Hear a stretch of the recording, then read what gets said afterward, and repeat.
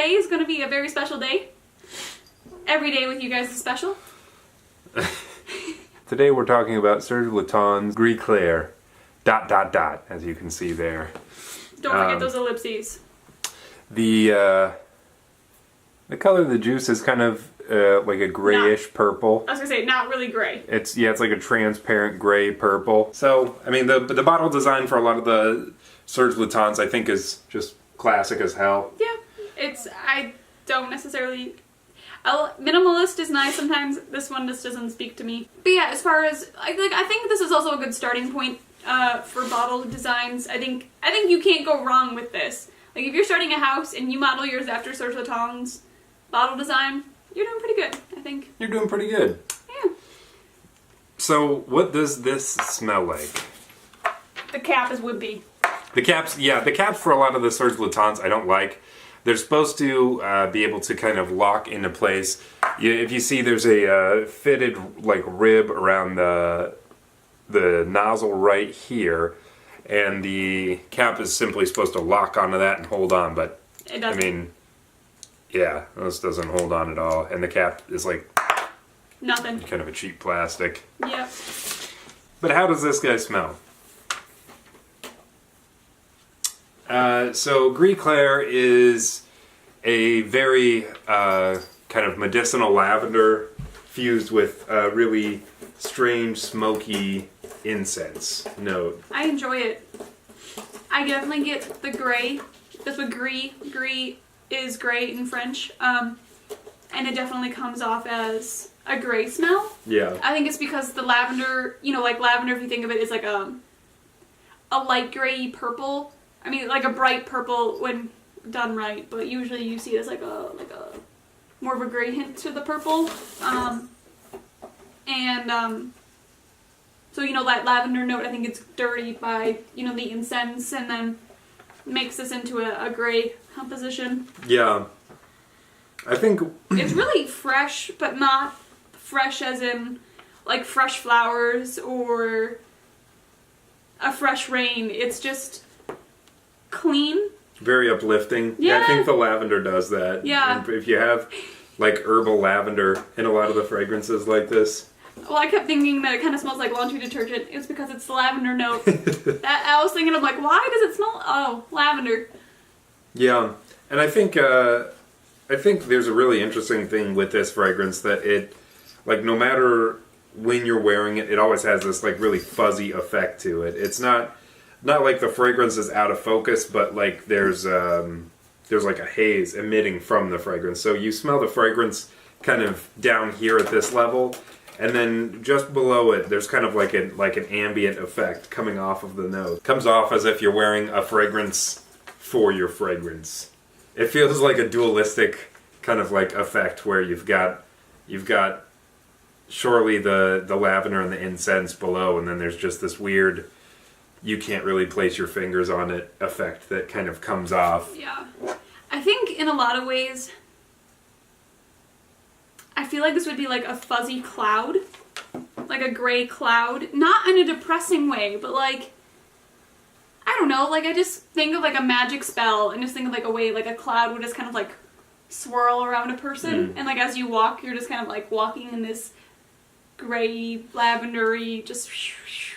That's what I think. Otherwise, in this fragrance, there's also iris, tonka, amber, and like a vague woody note that they just kind of described as woods. I don't really get the amber note. The amber and the tonka kind of like just become superimposed into a bigger tonka. It feels That's like fair. There for sure is some woodsy notes.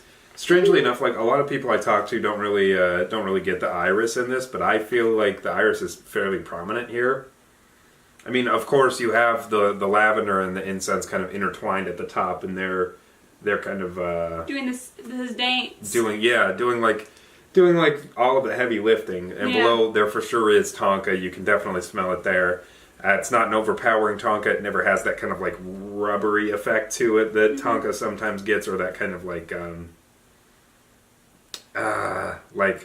not fully like pruned raisin effect. You know what I mean? Just kind of like the skin of the raisin. You kind of get that feeling sometimes smelling tonka, and here you don't really get that at all. You just get you get kind of tonka layered on top of some woods, and below there's kind of this like floral iris. It's not really a waxy iris. It's definitely not orris root. It just kind of feels like a light floral kind of bouquet of irises, just kind of hanging out with the woods and the tonka here. So when you think of like vintage perfumes, you often think of like Guerlain and kind of what those smell like. But to me, the moment I smell this, I'm automatically brought to what I feel like the 1920s would smell like. But it's not old lady-ish or old at all. It just makes me think of the 1920s. I think it's certainly really elegant. Yes, but I think because of this very classy, and I appreciate the 1920s, probably for not living in them, but being able to retrospectively look upon the 1920s. I think this is a very classy, I think gender neutral fragrance as well. Oh yeah, for sure. I think you can pretty much use this any season, for any occasion. I don't think you could go wrong with this. Yeah. I think I'd only give it like a 7-ish.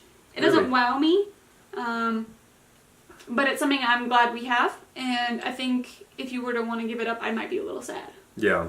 I love Gris Clair. I would put it up like incredibly high on my list.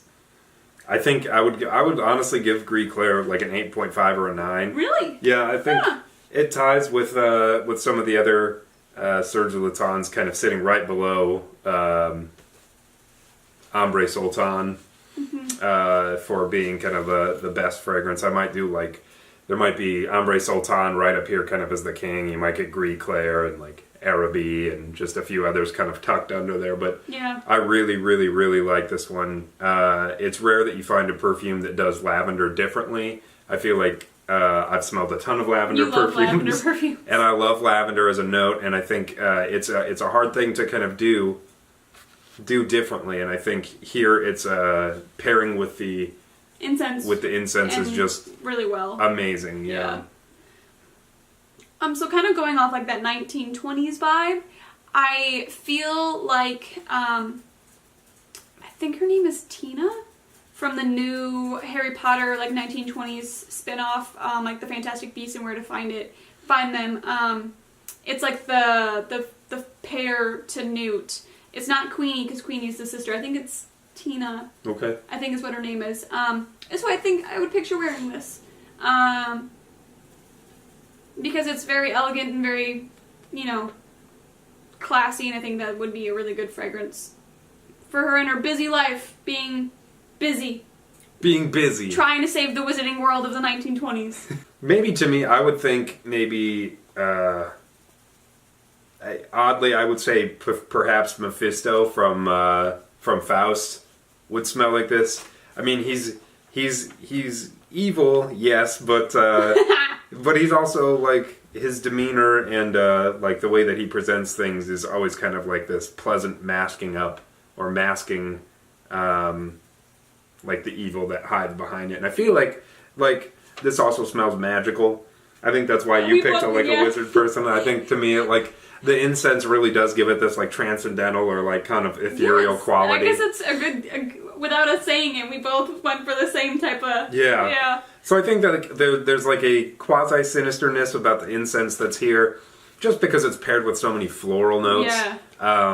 The floral notes are so like pristine and kind of pure that to have this incense kind of like dastardly sparkling behind them, smoking, burning, I think, is magical to an extent, and I think it works kind of for more like a more, not necessarily like brutal evil, but sinister character like Mephisto would be.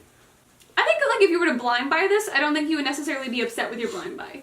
No, you wouldn't. We blind swapped for this a while back. Yeah, we did good. And it was one of the best blind swaps we've ever done. I think Gris Clair is just amazing. Yeah.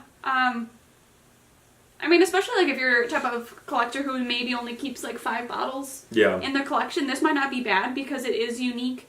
But at the same time, if you've got a small collection, you can, as we said, we can use it for anything. Yeah. And that's really nice, is that you can use it, your significant other can use it, your cat can use it. I mean, you're good. it's one of those fragrances that's really unassuming. And you're right, it's that it is super unisex. I mean, lavender and incense both typically tend to be more like masculine But smells. it's not. But it doesn't smell super masculine. And It doesn't at the same smell time, overtly it's masculine. with all the florals in there. It's Yeah. not like a floral, Right. a female floral going on either. So Yeah, this could be one of those perfumes. If you're one of those folks who's looking to have like a Sauvage or like a Bleu de Chanel that's a good yeah. or something like that in your collection, but you actually want to smell like you know what you're doing and you're not just like This clumsily fumbling through any type of aromatic chemical and just splashing it on yourself. This is an amazing one, and it doesn't read screechy. It doesn't read loud. It doesn't read kind of like dumb frat boy. You know, it comes across very pleasant, and at the same time, it smells very natural. There's nothing about it that kind of smells chemically or synthetic. Although I'm sure a lot of it is very synthetic. It's just a very, very beautiful fragrance, and one that's also mysterious as well. So it kind of, like we've been saying, fits into every category you could have, but just kind of a step above. Yep. So that's what we gotta say about that. If you have this, tell us below. As well as, I mean, we both kind of struggled with picking characters for this. So if you have any suggestions, tell us what you would pick. Yeah, who did you pick? Also, just talk about Serge Lutens in the bottom comments here. I'd like to know more your experience with Serge Lutens. I feel like they have a huge collection that I have barely touched. I'd like to know more about what you love from them. Or what you hate. Yeah. I mean, they've got a lot of stinkers as far as I've smelled. So yeah, let us know. We'd love to know. Thanks, guys. And then we'll just catch you on the flippity flu. Flu.